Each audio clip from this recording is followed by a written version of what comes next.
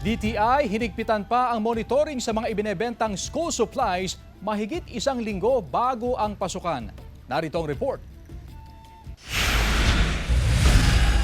Sinusuyod ng mga kawani ng DTI ang mga tindahan ng school supplies sa Pangasinan tulad ng tindahang ito sa Dagupan City. Ang Department of Trade and Industry ay patuloy na nag-iikot sa mga outlets ng school supplies upang siguraduhin natin na yung mga retailers natin ay sumusunod doon sa price guide na pinapatupad ng ating tanggapan.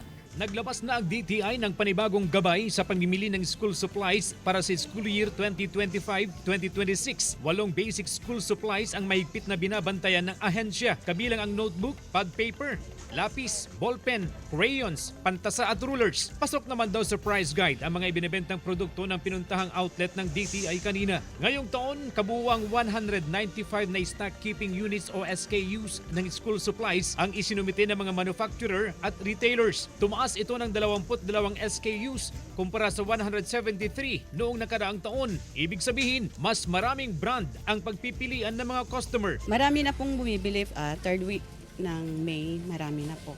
Nag-i-start na po sila. Hanggang ngayon, madami na po. Maaga nang bumili ng gamit pang eskwela si Teacher Riza para sa kanyang dalawang anak na incoming grade 2 at grade 6 sa pasukan. Para pag weekends kasi mas maraming tao. Para iwas siksikan. And then para makapili sila ng gusto nila. CJ Torida, One North, Central Luzon.